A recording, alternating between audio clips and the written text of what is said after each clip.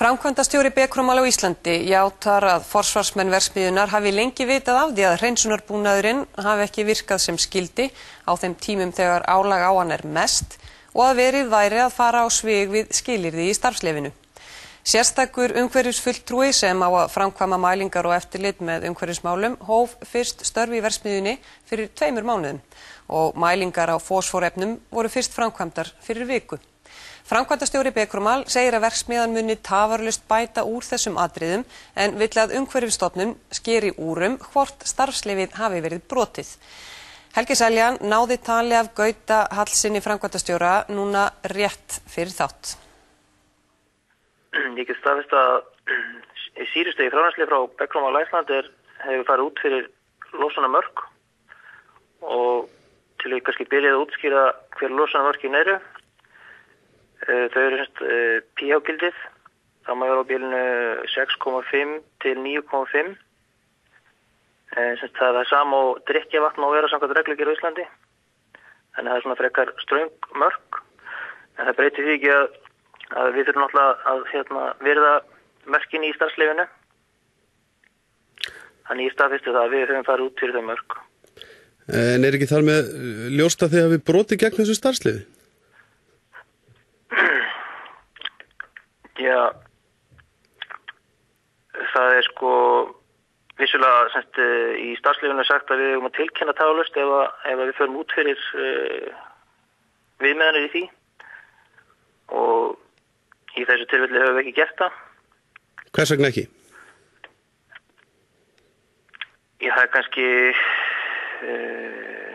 þessi hlutur kannski hefur ekki verið undir nógu eftirlit í okkur. Það er ekki nema rúmlega mánuð sem við réðum mannesku í það að vera í fullu starfi að fylgja eftir umhverfis og öryggismálum hjá okkur og svona til dæmi um það við höfum allan núna undanfarið verið að taka þessi mál betri og traustari tökum til dæmis síðustu viku sendum við sýn í rannsókn til að vita betur hvert efniinnihald í framleiðslunni var hjá okkur. En það sem ef við kannski höldum okkur þá bara við málinu sem þú ert að ræða sem síðustíð, að þá koma skot, við erum að nota ákveðin efni við þrif, bæði á búnaði og vélunum hjá okkur. Og þegar við erum að þrífa vélar þá notum við sóta eða natriumhydróxíð. Og hann endurnýtur allt dælum inn á vélarnar og dælum að úthaðum aftur. Þannig við endurnýtum sótanjá og síðan skólum við tankana og þá kemur hátt pH-gild inn á núllunarbúnaðan hjá okkur. Og til að núlla á móti sóta eða háu pH-gildi þá erum við með saltsýru sem við dælum inn. Og útfærslan á þessum búnaði er bara ekki nógu góð og afkvöst á þessum dælum og svo aftur í öðrum tilfellum þá erum við að þrífa afjónunartæki og þau eru eftir þrífin með saltsýru og síðan nullu með sóta og það var einst þá að í þeim tilfellum þá fáum við lágt pH-gildi þegar saltsýran kemur frá þeim og stýringin á þessu búnaði hefur bara ekki verið ekki náðast að stilla á vel og útfærslan á kerfinu í heild sinni. Hefur þetta verið svona frá því verksmiðjan tók til starfa? Já, við höfum ekki náð að stilla þetta alveg nógu vel. En nú er starfsleyfi frekar skýrt, Gauti, og það segir þar nákvæmlega að þið að láta vita ef þetta fer annarkvort yfir eða undir. Er ekki þar bara ljóst að þið hafið verið að þverbrjóta þetta starfsleyfi með þessu? Að því ykkur, með hvernig þú segir að þá virðist ykkur nú hafa verið þetta ljóst í okkur langan tíma? Þetta er ekki mjög langa tíma sem skotin verða Öll jöfn eru nú innan þessara marka og nokkur stöðuteldin svona í kringum bara 7. En ég held að sé best að Umhverfisstofnun dæmi það hvort að við séum að þverbrjóta þetta starfsleyfi eða ekki, en okkar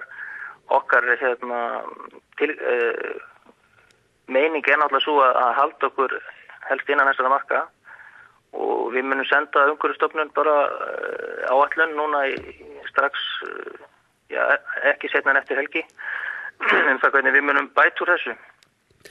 En getið þið fullvissað fólkum að þið séu ekki að brjóta önnur skilyrði starfsleyfisins, að því að það liggur fyrir að það hefur verið ítrekað við ykkur í skýrslum frá Umhverfisstofnun að þið ættuð að taka upp símælingar á eins leiðni í affallsvatninu. Það er ekki komið upp eða hvað? Það er ekki komið símæling á því, það er mælt núna 3 sólarhring og það er bara eitthvað sem að við er í ferli hjá okkur að koma síðan upp þessum símælingabúnaði. En hvenær byrjuðu þá þessar mælingar? Eru það nýhafnar þá? Það er svona 1,5-2 vikur síðan að það var byrjað að mæla þessi gildi. En það hefði ekki verið gert fram að því? Nei. Sko, ef að þetta tengist, eins og þú ert að lýsa þessu svona vandræðum í verksmiðjunni sem virðast vera viðvarandi, getið þið þá fullvissað fólk að þetta muni ekki halda áfram? Við munum koma þessu í lag, það er alveg ljóst mál, en það sem er aðalega kannski mikilvægt að gera sér grein fyrir er að það er ekki eins og þetta sé eitthvað stór hættulegt, en aðalmáli er að við þurfum að fara eftir starfsleyfinu. En býtu, það er sko miðað við mælingar sem að við höfum bæði frá úr ykkar eigin mælum og svo af þeim sýnum sem við höfum tekið, þá nær pH-gildið rúmlega 12 og miðað við efnafræðing sem við höfum talað við, þá er það nálægt í að vera vítisóti. Þú getur alla verið haldið í fram að það sé hættulaust að veita því út í sjó við Eyjafjörðinn. Já, sami efnafræðingur væntanlega getur sagt að það þarf ekkert svo rosalega mikið magn til að ná samt þessu gildi í þessu pH-gildi, sko. Það getur mikill munur á mett, prósentu vítisóta í vatni, þó að pH-gildi sé ekki svo frábrugðið hvort öðru.